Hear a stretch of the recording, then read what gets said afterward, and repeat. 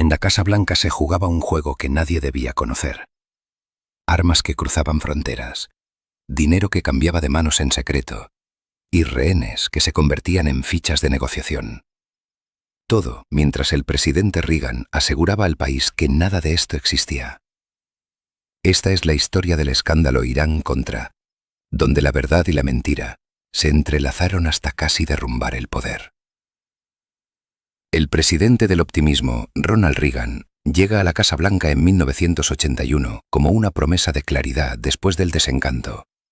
La derrota en Vietnam, el trauma de Watergate, la inflación, la sensación de que Estados Unidos había perdido el pulso del mundo. Su imagen es simple y poderosa. Un hombre que habla como si el país fuera una historia con moraleja clara, buenos y malos bien definidos, una voz cálida que ofrece certezas en tiempos confusos. Exactor de Hollywood, Reagan entiende mejor que nadie el valor de la escena. Banderas al viento, discursos breves, frases memorables. Una presidencia diseñada para ser comprendida sin matices. Para millones de estadounidenses no es solo un político, es un símbolo de estabilidad moral. Alguien que cree, o al menos dice creer, que la política exterior debe guiarse por principios firmes y públicos. En sus discursos, el mal tiene nombre y rostro. El comunismo es una amenaza global, y Estados Unidos debe enfrentarlo sin ambigüedades. Pero mientras la narrativa oficial habla de transparencia y valores, el mundo real empieza a mostrar grietas incómodas. La Guerra Fría no se gana con discursos. Se libra en zonas grises, en países lejanos, con aliados imperfectos y decisiones que rara vez resisten la luz del día. Reagan delega, confía, permite que su círculo cercano traduzca su visión en acciones concretas, y es ahí donde el optimismo empieza a convivir con algo más peligroso: la convicción de que el fin justifica los medios. Visualmente, esta es la era de los grandes planos abiertos. Reagan sonriendo desde el despacho oval, multitudes aplaudiendo, titulares que hablan de Morning in America, una nación despertando. Pero detrás del decorado, los informes de inteligencia dibujan un mapa menos luminoso. Conflictos en Centroamérica, Oriente Medio en ebullición, aliados que piden ayuda y enemigos que juegan con reglas propias. El presidente habla de ley y orden, pero la política exterior se vuelve un rompecabezas donde cada pieza encaja solo si nadie hace demasiadas preguntas. En este clima, la presidencia de Reagan funciona como un sistema de compartimentos. Lo que se dice en público no siempre coincide con lo que se decide en privado. La estructura del poder se apoya en la confianza personal, en la lealtad ideológica y en una cadena de mando donde muchas cosas se asumen, pero pocas se escriben. No hay una conspiración clásica, no hay un villano de caricatura. Hay, más bien, una suma de pequeñas decisiones, silencios cómodos y una fe casi religiosa en que Estados Unidos debe ganar, incluso si para hacerlo tiene que cruzar líneas invisibles. Para el espectador de hoy, resulta tentador preguntar si Reagan sabía exactamente lo que ocurría, pero en este primer acto la pregunta es otra. ¿Cómo se crea un entorno donde una operación ilegal puede parecer no solo posible, sino necesaria?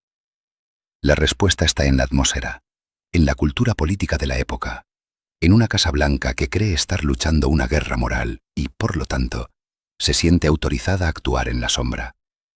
Los gestos públicos del presidente funcionan como un escudo. Mientras la figura central irradia optimismo, otros se mueven en pasillos menos iluminados, convencidos de que protegen su legado. Y así, sin un anuncio oficial, sin una orden firmada con tinta negra, se empieza a formar una lógica peligrosa. Si algo no puede hacerse legalmente, quizá pueda hacerse discretamente. Esta es la paradoja del presidente del optimismo. Cuanto más simple es el relato público, más compleja y opaca se vuelve la realidad que lo sostiene. Y para entender por qué esa lógica desembocará en uno de los mayores escándalos políticos del siglo XX, primero hay que mirar al enemigo que, oficialmente, nunca podría ser un socio.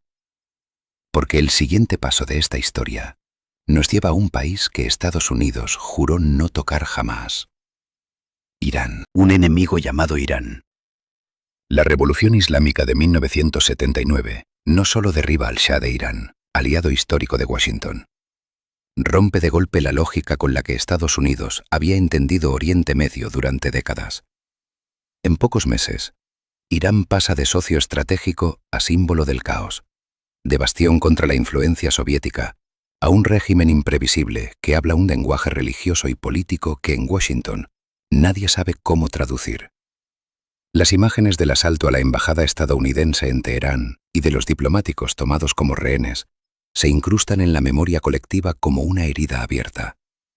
Para la opinión pública norteamericana, Irán deja de ser un país y se convierte en una amenaza moral, un enemigo que humilla a la superpotencia frente a las cámaras del mundo. Desde ese momento, cualquier contacto con Teherán queda marcado como traición. No es solo una cuestión de política exterior, es una línea roja emocional. Reagan hereda ese trauma al llegar al poder y lo integra en su narrativa. Estados Unidos no negocia con terroristas, no cede ante regímenes que desafían el orden internacional, no intercambia principios por conveniencia. Irán encaja perfectamente en el papel del villano absoluto, un Estado que financia grupos armados en Oriente Medio y que, según la retórica oficial, solo entiende el lenguaje de la fuerza. En este contexto, la hostilidad no es negociable, es estructural. El Congreso aprueba sanciones, se cortan relaciones diplomáticas, y cualquier intento de diálogo se vuelve políticamente tóxico. Hablar con Irán en público equivale a admitir debilidad. Visualmente, esta etapa se construye con contrastes duros. Manifestaciones en Teherán, retratos del ayatolá Jomeini, titulares que hablan de fanatismo y peligro, mientras en Washington los discursos insisten en la necesidad de firmeza. Pero la realidad estratégica es menos nítida. Oriente Medio es un tablero fragmentado. La guerra entre Irán e Irak desestabiliza la región, y la influencia soviética sigue siendo una obsesión para la Casa Blanca. Irán, enemigo declarado, también es una pieza clave en ese equilibrio precario. Y aquí aparece la contradicción central. Un país con el que no se puede hablar públicamente, pero que no puede ser ignorado en privado. La política oficial convierte cualquier contacto en un escándalo potencial antes incluso de que ocurra. No hay margen para errores ni para matices. Precisamente por eso, la única forma de actuar es fuera del foco, lejos de los micrófonos y del control institucional. El enemigo absoluto genera una paradoja peligrosa. Cuanto más demonizado está Irán en el discurso público, más clandestinos deben ser los movimientos reales. No se trata aún de una operación concreta, sino de una mentalidad que empieza a tomar forma. Si negociar es imposible, quizás se pueda intercambiar. Si reconocer es impensable, tal vez se pueda negar. Así, Irán se convierte en el catalizador de una política en la sombra, donde la negación previa es casi una condición de funcionamiento.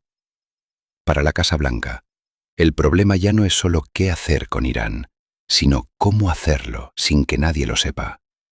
Y mientras el enemigo parece claramente definido, otro factor comienza a presionar desde fuera del mapa iraní. Hombres encapuchados, vídeos borrosos y ciudadanos estadounidenses convertidos en moneda de cambio.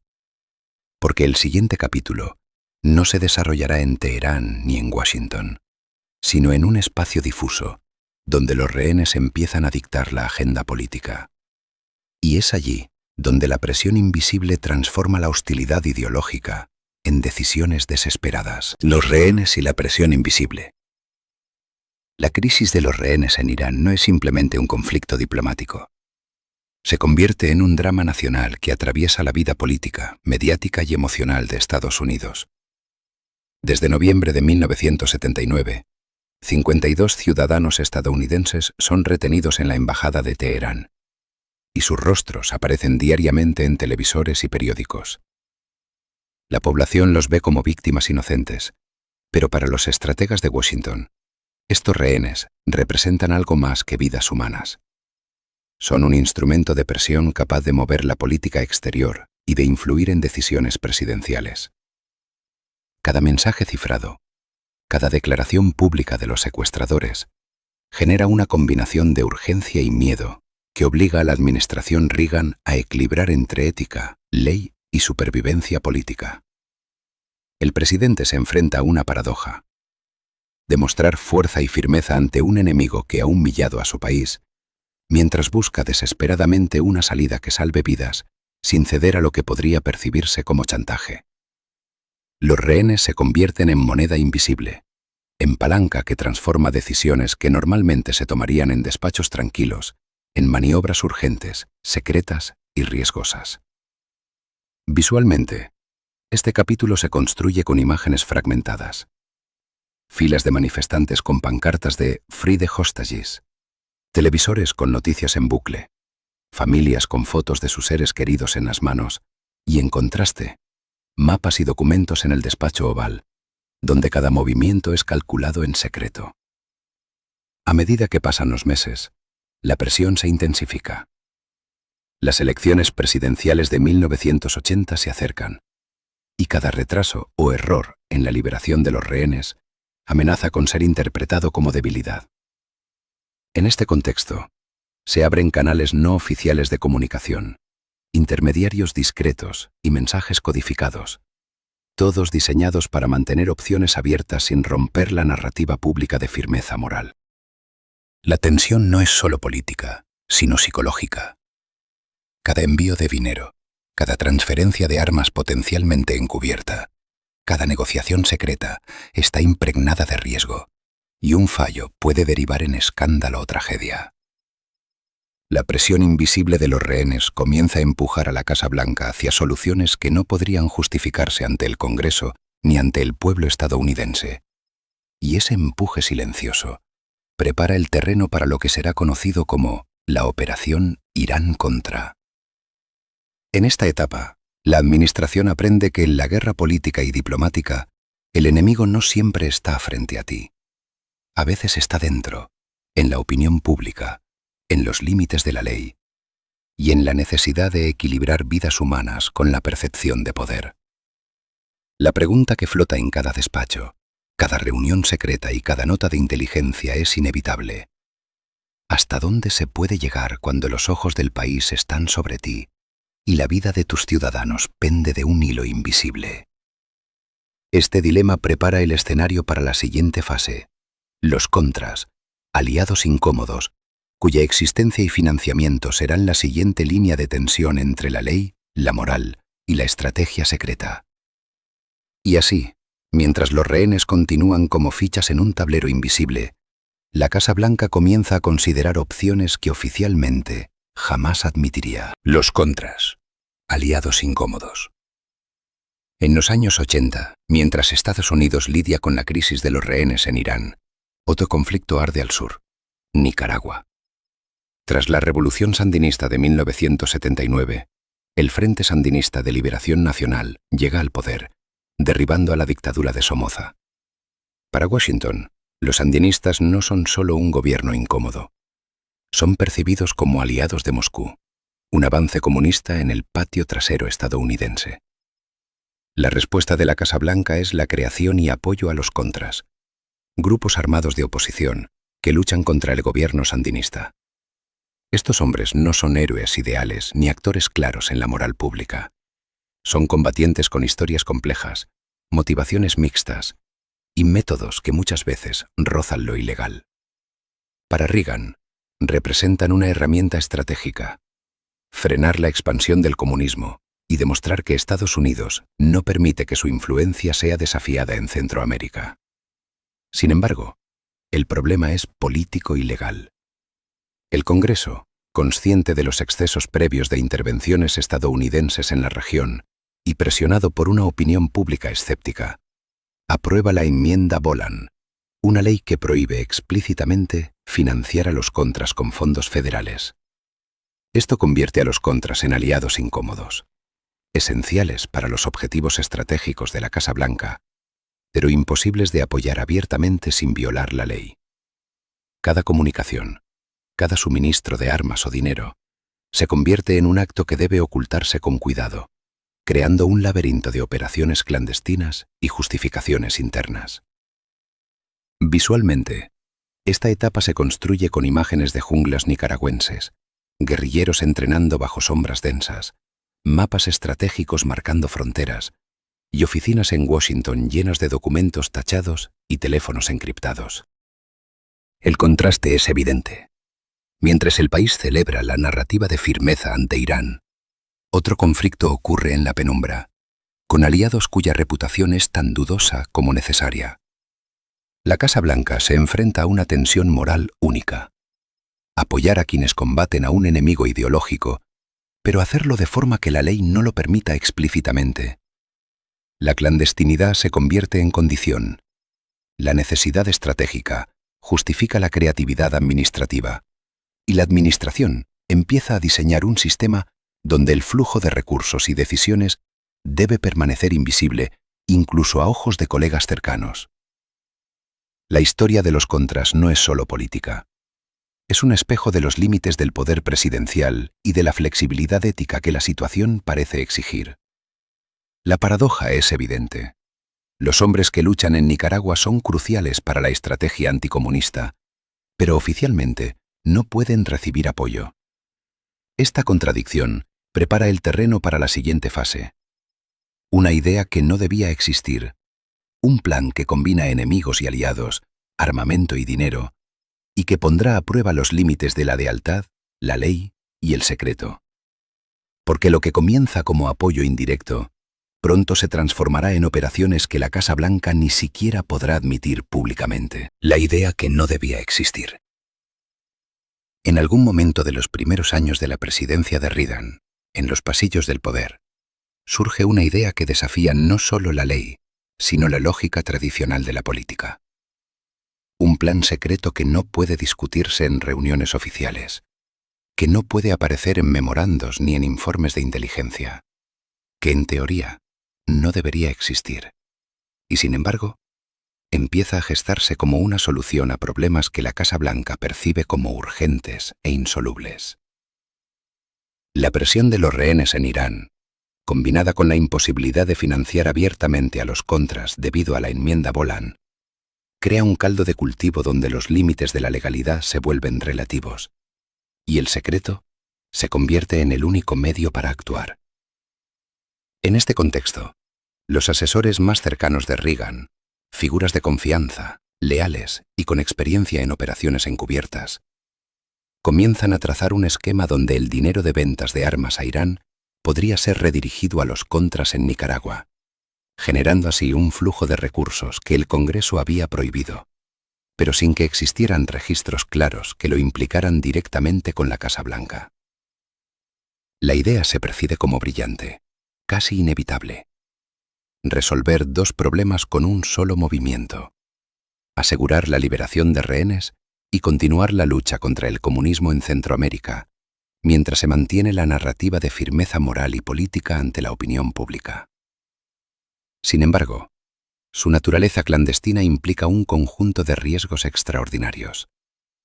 Cada paso debe coordinarse en compartimentos estancos, cada comunicación cifrada o verbal, cada decisión asumida como personal por quienes participan, porque cualquier documento o correo electrónico podría ser la evidencia que transforme la solución en escándalo.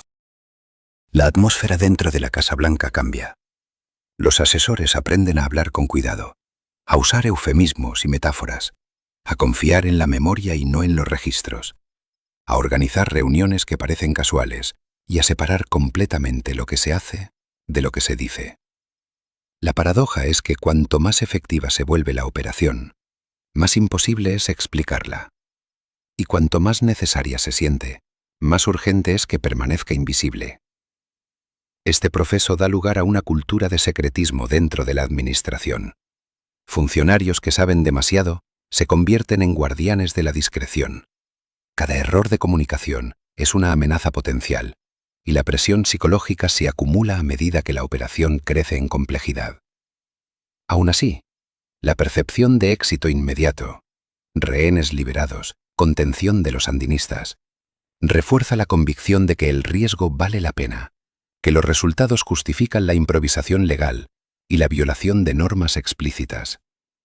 Visualmente, esta fase podría representarse con mapas y papeles tachados, teléfonos encriptados, figuras en sombras alrededor de mesas ovaladas, agentes moviéndose de manera discreta, y la sensación de que cada decisión es un acto de equilibrio entre eficacia, secreto y peligro.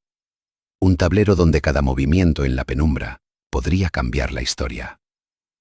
Mientras tanto, en el despacho oval, Reagan recibe información filtrada de manera selectiva, creyendo que tiene control total, aunque muchas decisiones se toman sin su firma formal ni conocimiento explícito de los detalles más delicados. La operación crece como una red oculta. Intermediarios financieros, canales no oficiales de comunicación, acuerdos con actores extranjeros que nunca aparecen en los informes oficiales y un flujo constante de dinero y armamento que solo unos pocos supervisan con precisión matemática. Y mientras esta idea se solidifica, se prepara el terreno para la ejecución. Ventas de armas a Irán, transferencias de fondos a los contras, comunicaciones codificadas y decisiones que, aunque técnicamente imposibles, empiezan a materializarse como hechos consumados. El siguiente paso será la puesta en marcha de la operación.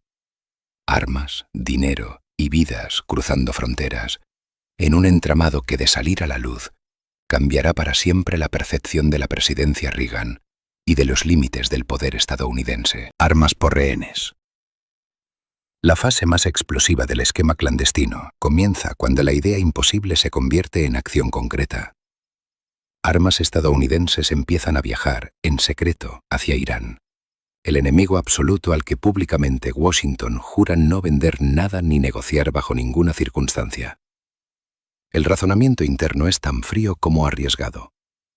Ciertos sectores del poder iraní, enfrentados entre sí, podrían influir en la liberación de los rehenes estadounidenses retenidos por grupos vinculados a Teherán en Líbano.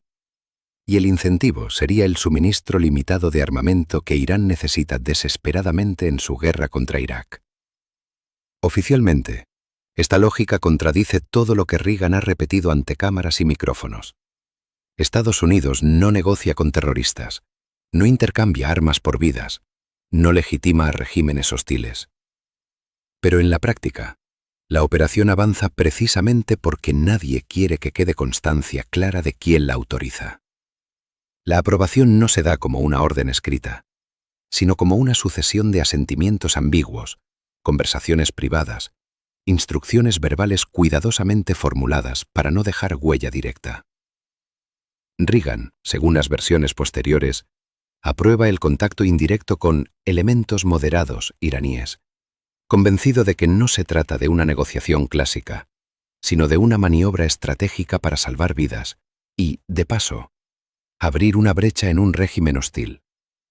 Sus asesores más cercanos traducen esa ambigüedad en acciones concretas: autorizaciones técnicas, liberación de inventarios, coordinación con intermediarios extranjeros, principalmente Israel, que actúa como canal inicial para las transferencias de armas. La ejecución recae en una red reducida de funcionarios y operadores que trabajan fuera de los circuitos normales de control, utilizando empresas pantalla, vuelos discretos y cuentas bancarias opacas. Cada envío es un riesgo calculado. Misiles antitanque, piezas de repuesto, sistemas que pueden ser rastreados si alguien hace demasiadas preguntas. La narrativa interna insiste en que no se trata de armas por rehenes, sino de una estrategia más amplia, pero la realidad es más simple y más peligrosa. Tras cada entrega, se espera una liberación, y cuando esta ocurre, la lógica de intercambio se refuerza. Visualmente, este capítulo se construye con imágenes de cajas sin marcas, aviones despegando de noche, mapas que conectan Estados Unidos, Israel e Irán con líneas punteadas, y salas de crisis donde el silencio pesa más que las palabras. El problema central no es solo legal, sino simbólico. Al vender armas a Irán, la Casa Blanca rompe su propio relato público, creando una grieta entre lo que el país cree y lo que realmente sucede. Cada éxito parcial, un rehén liberado, una negociación que parece avanzar, alimenta la convicción de que el método funciona, mientras aumenta exponencialmente el daño potencial si la operación se descubre. Además, la operación introduce un elemento corrosivo dentro de la administración: la normalización de la negación. Los portavoces oficiales mienten sin saberlo del todo. Los informes al Congreso son incompletos por diseño. Y los propios participantes aprenden a compartimentar la información para protegerse mutuamente. Nadie quiere ser el que sepa demasiado. La cadena de mando se vuelve difusa. ¿Quién dio realmente la orden? ¿Quién puede detenerla? ¿Quién cargará con la responsabilidad si algo sale mal? A medida que las armas llegan a Irán y los rehenes empiezan a ser liberados de forma intermitente, la operación adquiere una inercia propia, difícil de frenar sin admitir su existencia. Lo que comenzó como una excepción se convierte en patrón, y el patrón en sistema. Desde fuera, todo parece coherente. Discursos firmes, condenas públicas, una Casa Blanca que aparenta control. Desde dentro, la contradicción es evidente y constante. Una tensión que obliga a redoblar el secreto y a aceptar nuevas transgresiones para ocultar las anteriores. La venta de armas a Irán no es solo un acto puntual, es el punto de no retorno. Una vez cruzada esa línea, ya no se trata de si la operación es legal o moral, sino de cómo mantenerla oculta el mayor tiempo posible. Y en ese proceso surge una consecuencia inevitable: el dinero. Porque las armas no solo compran influencia o promesas de liberación, generan ingresos. Y alguien, en algún punto de la cadena, empieza a hacerse una pregunta que cambiará todo. ¿Qué hacer con ese dinero? La respuesta abrirá la puerta al siguiente giro de esta historia, cuando los fondos de una operación secreta encuentren un destino aún más prohibido: el dinero que cambió de manos. En el momento en que las armas empiezan a circular y los contactos con Irán dejan de ser una hipótesis para convertirse en una práctica repetida, surge el elemento más peligroso de toda la operación: el dinero. Cada envío genera ingresos que, oficialmente, no deberían existir, porque oficialmente esas ventas nunca ocurrieron. No hay partidas presupuestarias, no hay registros en los libros del Estado, no hay informes al Congreso. Y precisamente por eso, ese dinero se convierte en una tentación estratégica. Dentro del entramado clandestino de la Casa Blanca, algunos funcionarios empiezan a ver una oportunidad única: utilizar esos fondos fantasma para financiar aquello que el Congreso ha prohibido explícitamente: el apoyo a los contras en Nicaragua. La lógica interna es tan simple como devastadora. Si el problema es la ley, entonces la solución es operar fuera de ella. Si el Congreso bloquea los fondos, entonces hay que crear un circuito financiero paralelo, invisible para los mecanismos de control democrático. Así, el dinero procedente de las ventas de armas no vuelve a las arcas oficiales ni se congela en cuentas neutrales, sino que comienza a desviarse deliberadamente hacia cuentas secretas, fundaciones pantalla e intermediarios privados que actúan como nodos de un sistema diseñado para no dejar huellas claras. No se trata de una transferencia directa y burda, sino de una ingeniería financiera sofisticada. Bancos extranjeros, empresas ficticias, contratos inflados, donaciones privadas que en realidad son fondos públicos reciclados. Cada paso está pensado para romper la cadena de responsabilidad y hacer casi imposible reconstruir el recorrido del dinero.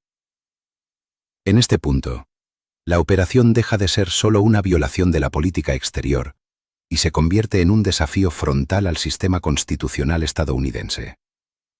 El Congreso no solo ha sido ignorado, ha sido activamente burlado. Los controles existen, pero operan sobre una realidad ficticia, mientras la real se mueve por debajo, en silencio. Visualmente, esta fase podría mostrarse como una red de flechas que conectan Teherán, Tel Aviv, Suiza, Panamá y Centroamérica. Números que cambian de cuenta, nombres que no significan nada, documentos que parecen legales, pero esconden otra función.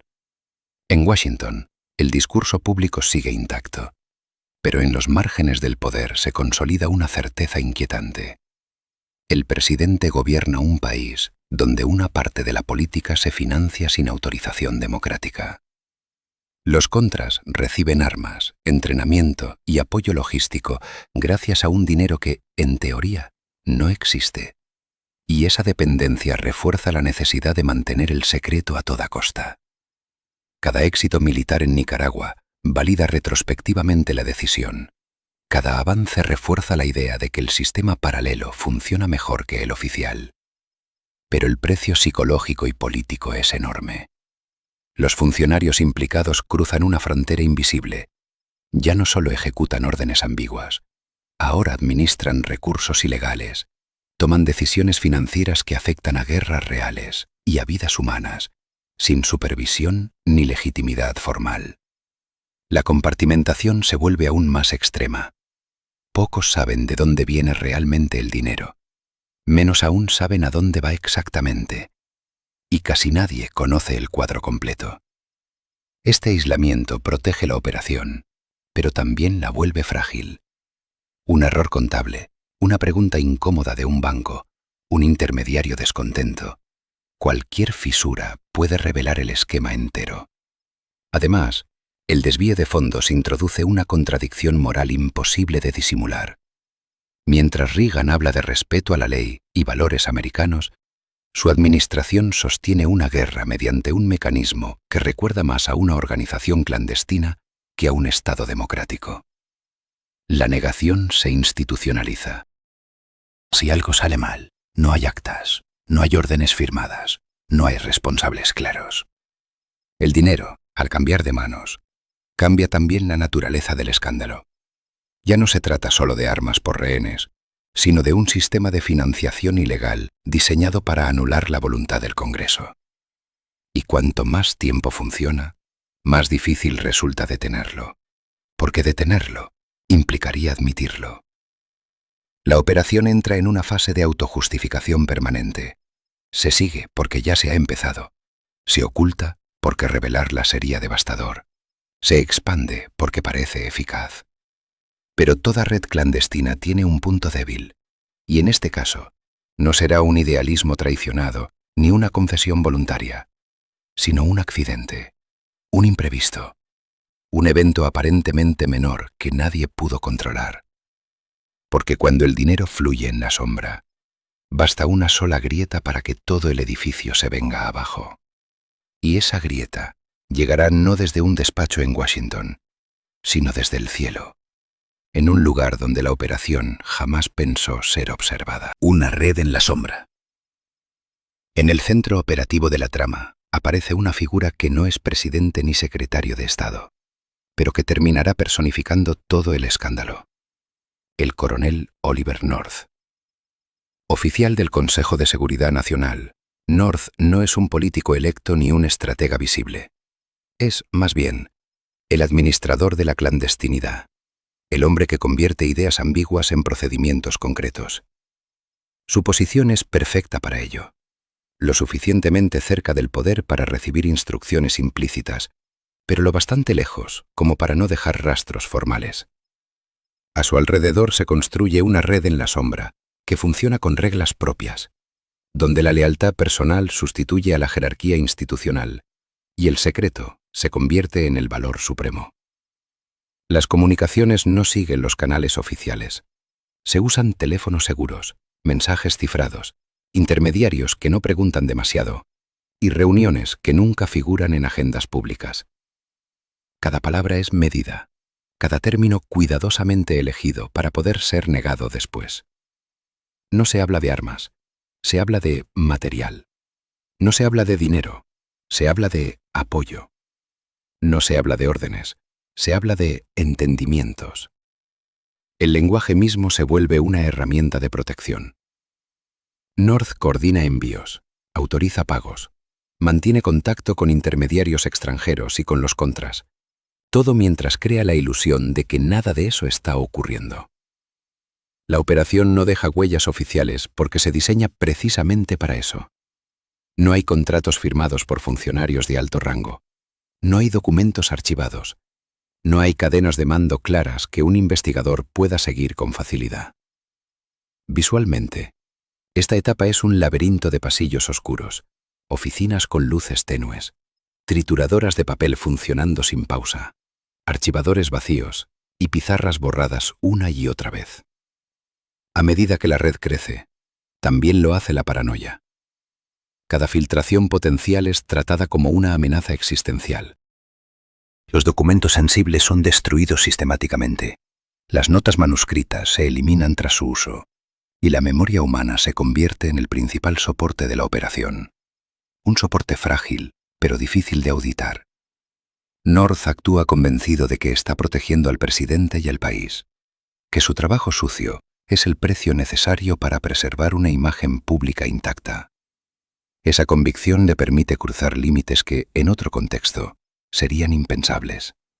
Mentiras superiores, ocultar información al Congreso, reinterpretar órdenes vagas como autorizaciones plenas. La red en la sombra no funciona porque todos conozcan el plan completo, sino precisamente porque casi nadie lo conoce en su totalidad. Cada nodo tiene una visión parcial, suficiente para cumplir su tarea, insuficiente para reconstruir el conjunto. Esta fragmentación reduce riesgos, pero también crea una dependencia peligrosa de figuras clave como North, que se convierten en depósitos vivientes de secretos. Si él cae, todo el sistema queda expuesto. Mientras tanto, la Casa Blanca mantiene una distancia calculada. El presidente recibe informes generales, sin detalles operativos comprometedores. Los asesores más altos saben lo suficiente para no interferir, pero no tanto como para quedar atrapados directamente. Esta ambigüedad deliberada crea una zona gris donde la responsabilidad se diluye. Nadie da la orden explícita de destruir documentos, pero se entiende que es lo correcto.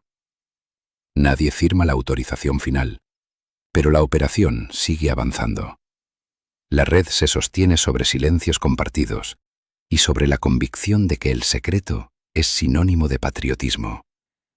Sin embargo, esta misma estructura que la hace eficaz la vuelve vulnerable. Al no dejar rastros formales, depende de la disciplina absoluta de sus miembros. Un solo error, una sola confesión, un solo documento olvidado puede desmoronarlo todo. La paradoja es brutal. Cuanto más se esfuerzan en borrar huellas, más evidente se vuelve que hay algo que ocultar. Y mientras la red en la sombra alcanza su máxima eficiencia, el destino prepara un giro imposible de controlar. Un evento externo que no responde a códigos ni a lealtades.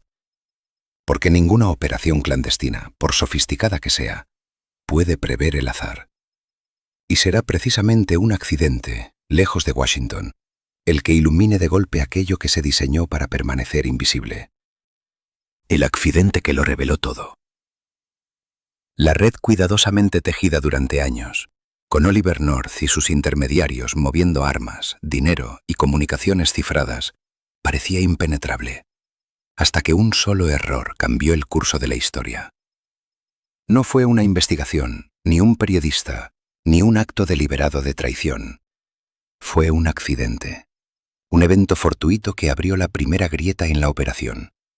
Un avión cargado con armas, destinado a uno de los intermediarios en Centroamérica, se estrella en circunstancias sospechosas, y el incidente llama la atención de autoridades locales y federales. Lo que podría haber sido un accidente técnico cualquiera, se convierte en un detonante político y mediático.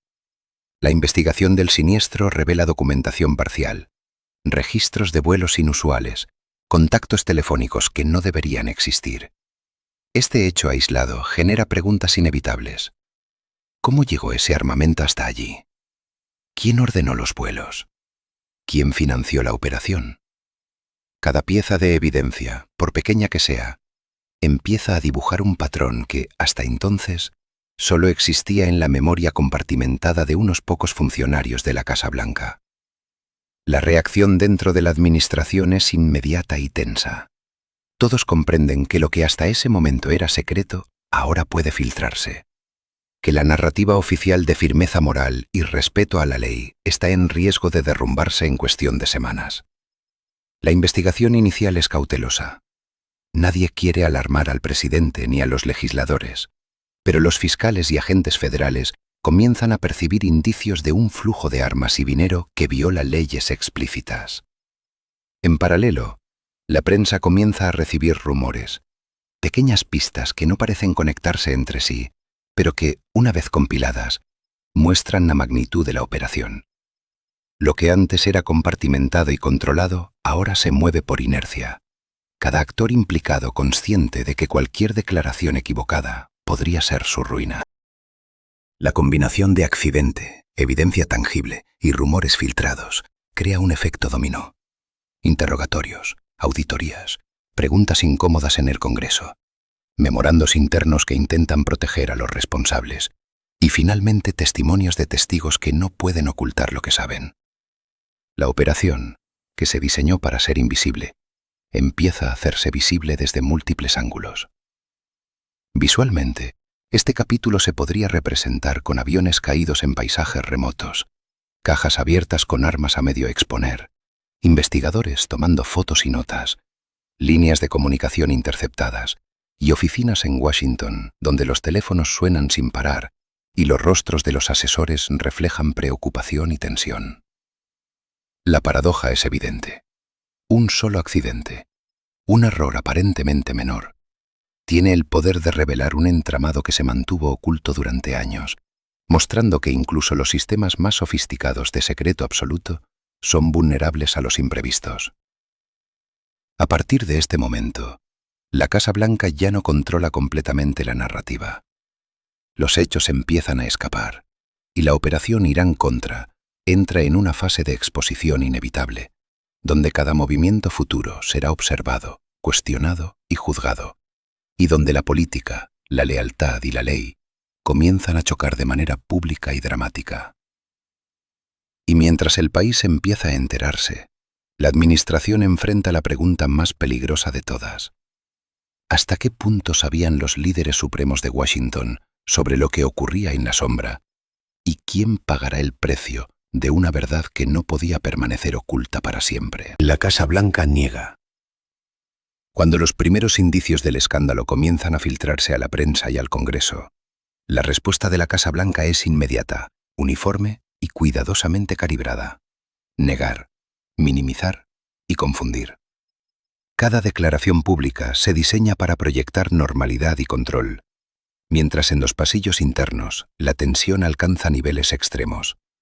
Los portavoces repiten que no hay evidencia de ilegalidad, que cualquier acción se ha realizado dentro de los marcos legales, que los informes del Congreso son completos, que la Administración mantiene sus compromisos de transparencia, y lo hacen con un tono firme, convincente, como si la certeza pudiera convertirse en realidad. Sin embargo, detrás de esos discursos cuidadosamente ensayados, la maquinaria interna opera en otra dimensión. Reuniones secretas, revisiones de documentos que deben desaparecer, órdenes implícitas a asesores de silencio absoluto y ajustes verbales en memorandos que podrían ser malinterpretados si llegaran a manos de investigadores o periodistas.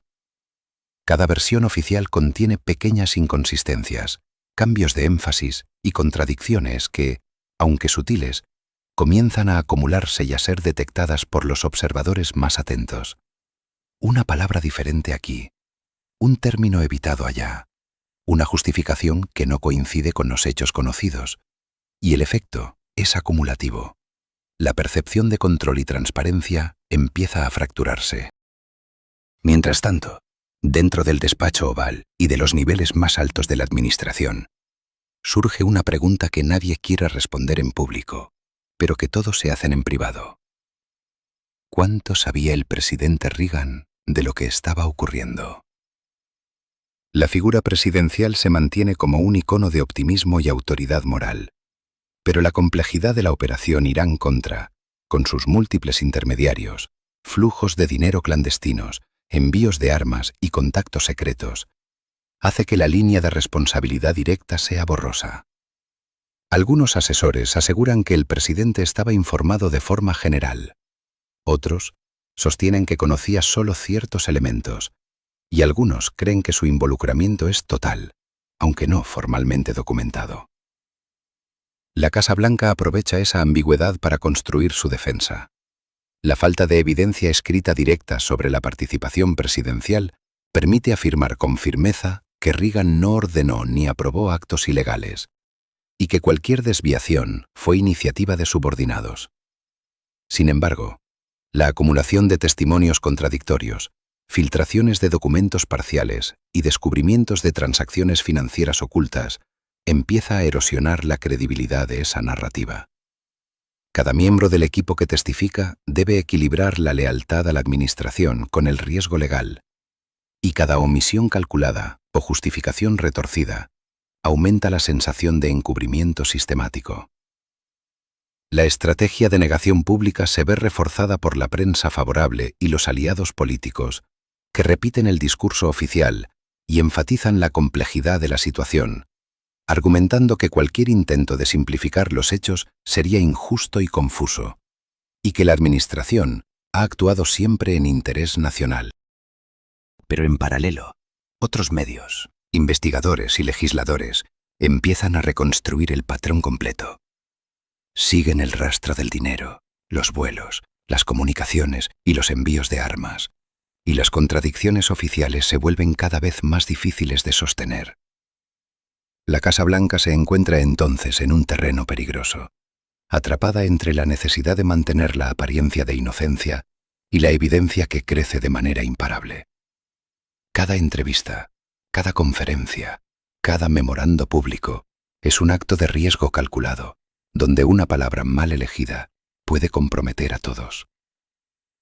Visualmente, este capítulo se puede representar con salas de prensa abarrotadas de periodistas, portavoces leyendo discursos ensayados, titulares que enfatizan la negación, oficinas con pilas de documentos tachados o destruidos, y pasillos donde asesores se miran con preocupación, conscientes de que la percepción pública y la verdad operativa están en guerra.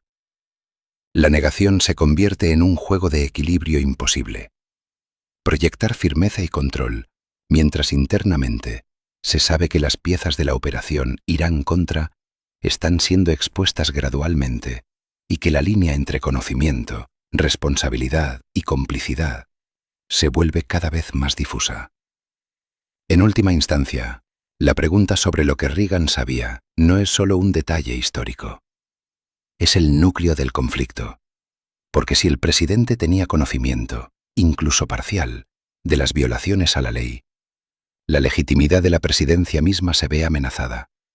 Si no lo sabía, la operación revela hasta qué punto los subordinados pueden actuar fuera de control, erosionando la confianza institucional.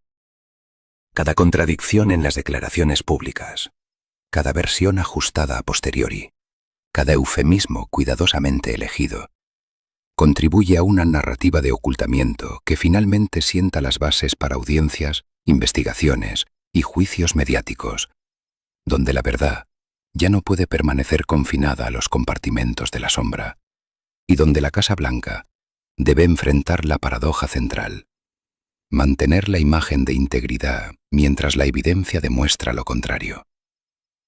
El escenario está listo para la exposición total. Testimonios, documentos y acusaciones cruzadas comienzan a salir a la luz, desafiando cada palabra de negación y cuestionando no solo la operación, sino la propia autoridad de la presidencia Reagan. Juicios, indultos y silencios. Cuando la operación Irán Contra estalla públicamente, la respuesta del sistema judicial y político estadounidense es rápida, compleja y en muchos sentidos incompleta. Se inician investigaciones del Congreso, se convocan audiencias televisadas que capturan la atención de la nación, y fiscales federales comienzan a procesar a los involucrados directos, entre ellos figuras clave como Oliver North y varios funcionarios de alto rango de la Casa Blanca y del Consejo de Seguridad Nacional. Los juicios se convierten en espectáculos públicos donde se mezclan testimonios dramáticos, pruebas documentales parciales y declaraciones contradictorias. Cada testigo intenta equilibrar la lealtad institucional con la obligación legal de decir la verdad, mientras los abogados buscan minimizar responsabilidades y apuntan a interpretaciones legales ambiguas que reflejen la complejidad de una operación diseñada precisamente para operar fuera de los límites formales. Sin embargo, a medida que los veredictos se dictan, surge una paradoja evidente. Algunos de los condenados reciben indultos presidenciales, otros ven reducidas sus penas o acuerdos negociados, y en todos los casos, la Administración se esfuerza en transmitir que la justicia se ha aplicado, que la ley ha funcionado y que la responsabilidad individual ha sido determinada, sin comprometer la figura presidencial. Esta fase genera un efecto doble en la opinión pública. Por un lado, hay satisfacción parcial al ver que se sanciona a quienes participaron directamente en violaciones legales. Por otro, persiste la sensación de que no se ha respondido a la pregunta más importante de todas. ¿Hasta qué punto sabía Reagan y hasta dónde llega la complicidad institucional? Los indultos y acuerdos funcionan como una cortina de humo legal y política, cerrando capítulos judiciales, pero dejando abierta la discusión sobre responsabilidad moral y autoridad ejecutiva. Visualmente, este capítulo se podría representar con salas de tribunal abarrotadas, jueces golpeando mazos, abogados consultando documentos con gesto tenso, Oliver North testificando frente a cámaras, y al mismo tiempo, oficinas presidenciales donde se firman indultos y se cierran expedientes con silencios calculados. La sensación es de cierre parcial.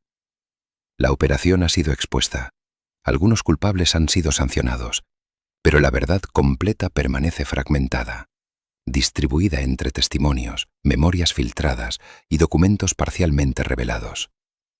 La Administración logra proteger en parte la imagen presidencial, pero no puede controlar totalmente la narrativa histórica.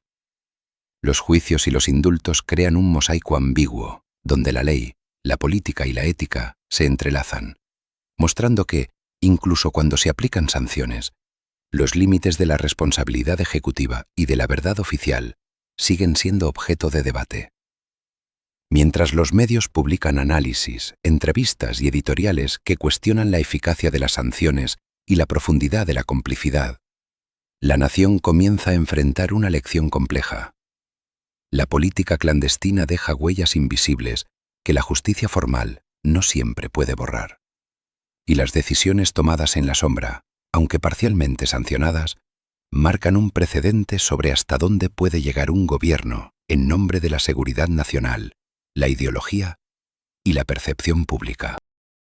Los silencios oficiales, los vacíos legales y los acuerdos discretos refuerzan la sensación de que la historia completa de Irán-Contra nunca será conocida en su totalidad, que la verdad se fragmenta entre declaraciones públicas, documentos destruidos, memorias privadas y relatos contradictorios, y que la combinación de juicios, indultos y omisiones crea un final ambiguo, donde la operación termina oficialmente, pero deja preguntas esenciales sin respuesta, dejando al país y a la historia en un estado de incertidumbre que, décadas después, sigue alimentando debates sobre ética, poder y transparencia gubernamental.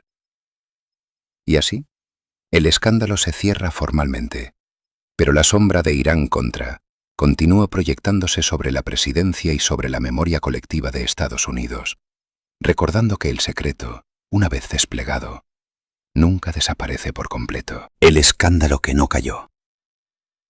A pesar de la magnitud del escándalo, de los juicios, los indultos y las revelaciones públicas, la presidencia de Ronald Reagan sobrevivió, y no por casualidad, sino por una combinación de estrategia política, carisma personal, contexto internacional y percepción pública cuidadosamente gestionada. La operación Irán-Contra mostró a un país y al mundo que la Administración había violado leyes explícitas, burlado al Congreso y puesto en riesgo la confianza institucional. Pero también demostró cómo la estructura del poder presidencial en Estados Unidos puede proteger la figura del jefe de Estado, incluso frente a evidencia de transgresiones significativas. Reagan contaba con varios factores a su favor. Un sólido índice de aprobación en momentos críticos, la habilidad de comunicar optimismo y firmeza, y un partido republicano dispuesto a minimizar su implicación directa, separando la responsabilidad legal de los funcionarios operativos de la autoridad moral del presidente.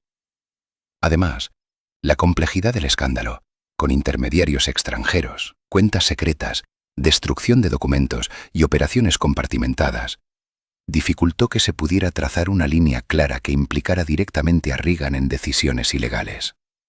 El público, enfrentado a la narrativa mediática y a discursos presidenciales que enfatizaban la intención patriótica de la administración y la liberación de rehenes, pudo percibir el escándalo más como un conjunto de errores aislados de funcionarios que como un fallo de liderazgo.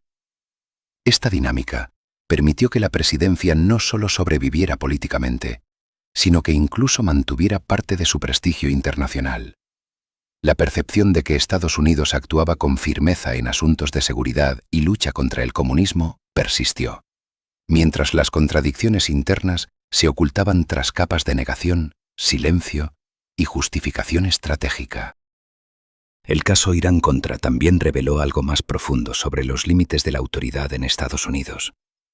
Que la ley, aunque vinculante, puede ser reinterpretada, eludida o mitigada por estructuras de poder, redes de lealtad y el manejo cuidadoso de la opinión pública. Que la separación de poderes funciona como un control, pero que la percepción de legitimidad y eficacia presidencial puede, en la práctica, proteger a un líder de consecuencias totales. Visualmente, este capítulo se construye con contrastes. Titulares de periódicos denunciando escándalos, audiencias televisadas con testimonios de funcionarios condenados, escenas de Reagan sonriente en mítines y conferencias, y en paralelo, archivos secretos y documentos destruidos que nunca serán completamente recuperados. La paradoja es clara. Aunque la operación y sus encubrimientos fueron ilegales y éticamente cuestionables, la estructura institucional y la narrativa política permitieron que la presidencia sobreviviera intacta, enseñando al país y al mundo que la resiliencia de un gobierno puede depender tanto de percepción y control mediático como de procedimientos legales. Irán-Contra, por tanto, se convierte en un caso emblemático para la historia estadounidense. Un ejemplo de cómo los límites de la autoridad ejecutiva, las leyes y la supervisión legislativa pueden ser tensionados, desafiados y, en algunos casos, neutralizados por factores de estrategia política y comunicación. Aunque muchos de los responsables directos enfrentaron sanciones, el presidente permaneció protegido, y la operación cerró un capítulo sin responder todas las preguntas, dejando lecciones duras sobre transparencia, ética y el equilibrio de poderes en la democracia estadounidense. La historia del escándalo que no cayó recuerda que, incluso cuando las instituciones muestran vulnerabilidad, la combinación de liderazgo carismático, control de la narrativa y estructura de gobierno puede sostener un mandato presidencial frente a crisis de confianza aparentemente insalvables. Así, Irán-Contra queda inscrito en la memoria colectiva no solo como un escándalo de ilegalidades y secretos, sino como un testimonio de los límites y fortalezas del poder en Estados Unidos, donde la sombra de la transgresión convive con la continuidad de la autoridad.